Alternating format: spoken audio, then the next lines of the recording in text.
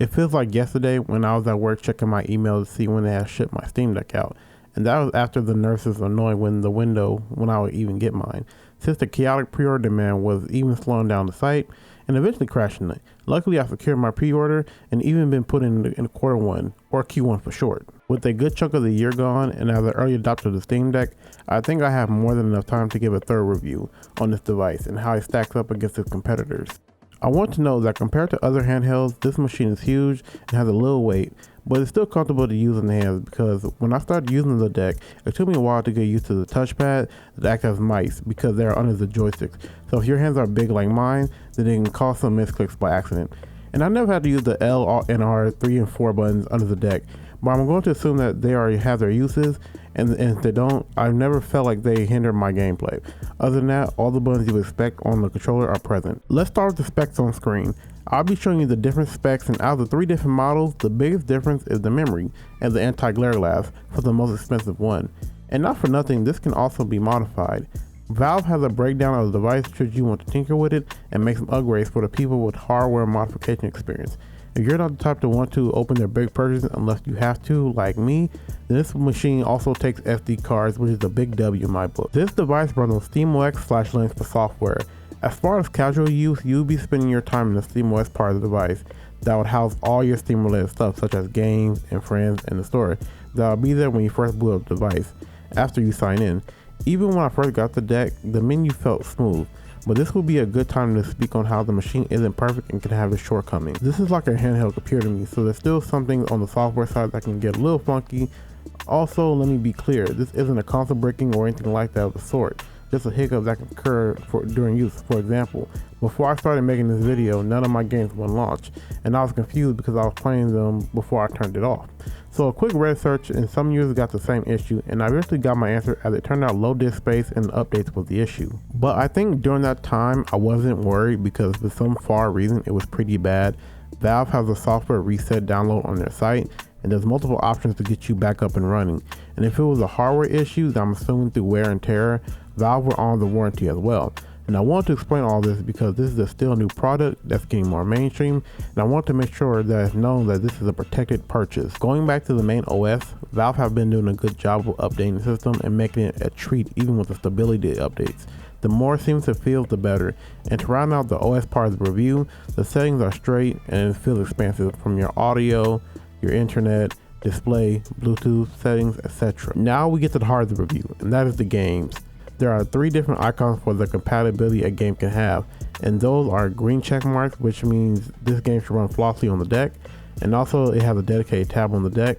Then next we have a yellow icon that means it's playable but needs some tweaking, and finally we have the gray icon, and it means that the game cannot be played and is not compatible with the deck.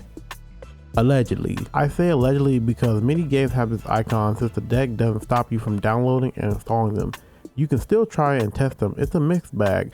One part that I like because it gives you a chance to potentially try a game and you want to play it and play it very well. And all it tells me is that Valve's categorization of the game must have strict or certain guidelines to get the green check or to a lesser extent the yellow one. One more thing I would like to speak on before we move on is that I'm noticing a lot more new games coming out that are deck verified. So it feels pretty cool that it feels like it doesn't apply just to older games. Also, the Steam Deck OS doesn't have access to launchers like Rockstar and Ubisoft and etc.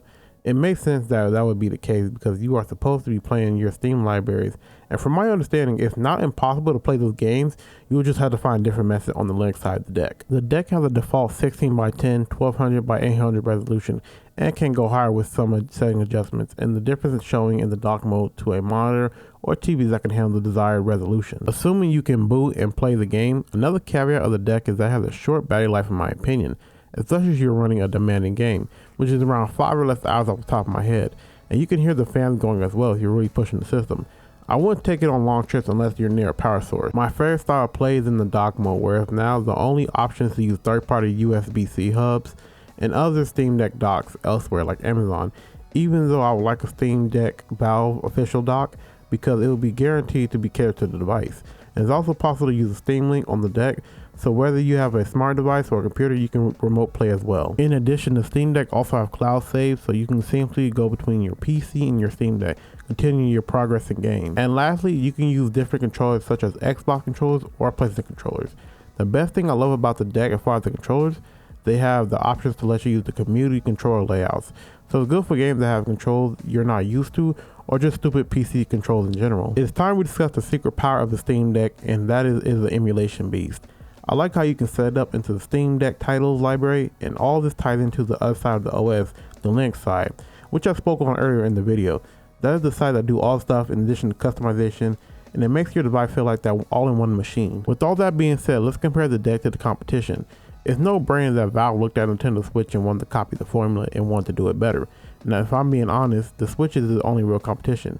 Most of the handhelds that are out that are being made around this time of this video feels like expensive shovelware, at least from a consumer standpoint. The Steam Deck has 3 different price points, which boils down to how much memory you want. And the best part is PC games are cheaper a lot of the time because you can buy from third-party sites which always have sales going on if Steam doesn't have some going on themselves. The main thing the Switch has going for it is the games and the IPs, which doesn't seem like a lot on paper, but exclusivity is a big thing and it keeps me going back to my Switch.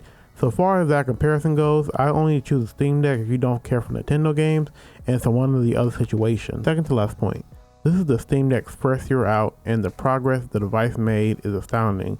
It's also open source, so it's only a matter of time before the community finds some cool tricks to make the Steam Deck better, or at very least customizable.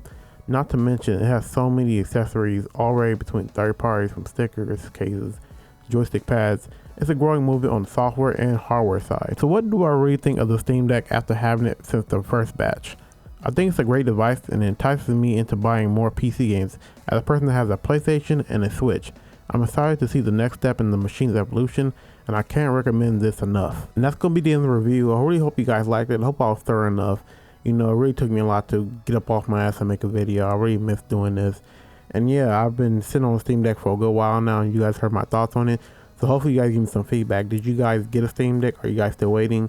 I know since the shopping holiday is coming around this time, I thought this would be a good time to make a video to give you guys some type of idea of what you guys want.